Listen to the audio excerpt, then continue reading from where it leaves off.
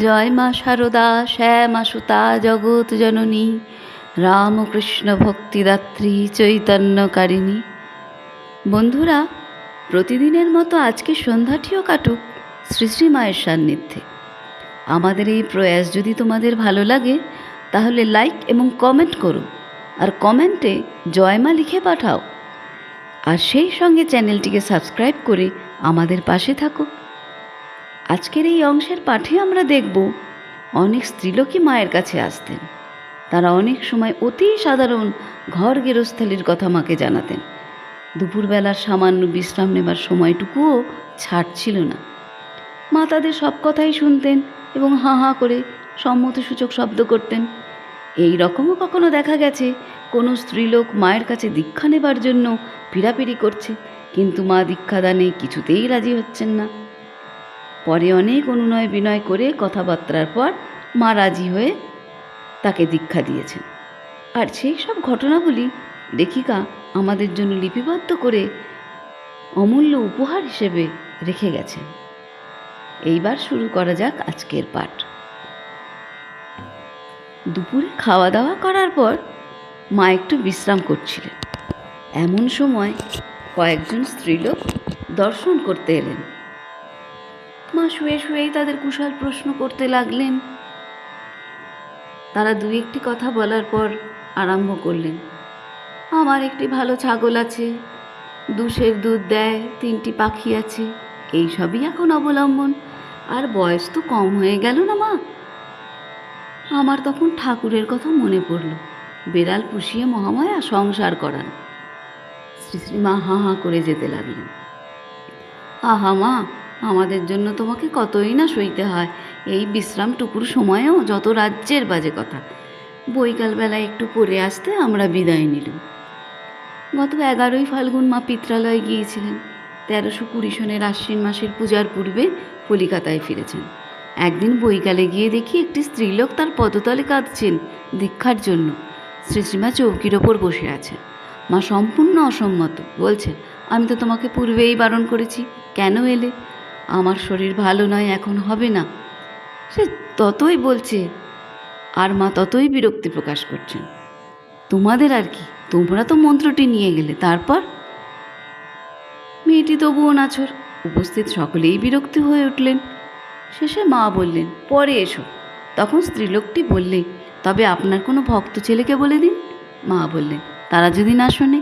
মেয়েটি বললে, সে কি, আপনার কথা শুনবে না? মা বললেন, এক্ষেত্রে নাও শুনতে পারে।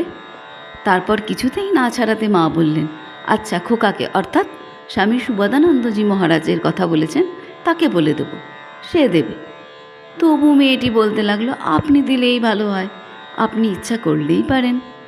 এই বলে 10টি টাকার একখানি নোট বের করে বললেন, এই নিন টাকা, যা লাগে আনিয়ে নেবেন। ওইরূপ টাকা দিবার প্রস্তাবেই আমাদের লজ্জা করতে লাগলো, রাগও হলো। মা এবার তাকে ধমকে বললেন, কি, আমাকে টাকার লোভ দেখাচ্ছ নাকি? আমি টাকায় ভুলি না, যাও টাকা নিয়ে যাও। এই বলে উঠে গেলেন। পরে স্ত্রীলোকটির অনেক অনুনয় বিনয় ঠিক হলো মহাষ্টমীর দিন দীক্ষা হবে। মেয়েটি তো বিদায় নিলেন। মা এইবার পাশের ঘরে এসে বসে আমাকে ডাকলেন, এসো মা, এই ঘরে এসো, এতক্ষণ তোমাকে একটি কথাও জিজ্ঞাসা করতে পারিনি, কেমন আছো? বেলা শেষ হয়ে এসেছে। পুজোর সময় বলে অনেক স্ত্রীলোক কাপড়, মিষ্টি ইত্যাদি নিয়ে এসেছেন। মা হাসি মুখে তাদের কথার উত্তর দিচ্ছেন। খুব গরম। আমি মাকে হাওয়া করতে লাগলুম। একটি মহিলা এসে সাগ্রহে আমার হাত হতে পাখাখানা চেয়ে নিয়ে মাকে হাওয়া করতে লাগলো। মায়ের একটু সামান্য সেবার কাজ করতে পেলেও সকলের কি আনন্দ! আহা, কি অপূর্ব স্নেহ করুণাতেই শ্রী শ্রীমা আমাদের চিরাবদ্ধ করে গেছেন। আর তার অবস্থানে বাগবাজারের মাতৃমন্দির সংসার তাপদগ্ধ মানুষের কি মধুর শান্তি নিলয়েই না পরিণত হয়েছিল, তা বলা বা বোঝানো অসম্ভব। এইবার আমিও রওনা হব। মাকে প্রণাম করতে গিয়ে বললুম, মা, শীঘ্রই এবার বাপের বাড়ি যেতে হবে। মা সস্নেহে বললেন, আবার শিগগিরই এসো মা, চিঠিপত্র দিও। মার জন্য একখানি কাপড় নিয়ে গিয়েছিলুম, আসবার সময় বলেছেন, তোমার কাপড়খানি দেখিয়ে দিয়ে যাও মা, পরব।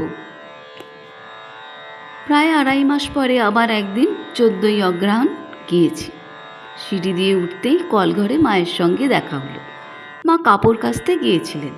আধ ভিজে কাপড়েই এসে জিজ্ঞাসা করে গেলেন, এতদিন দেরি করে এলে কেন?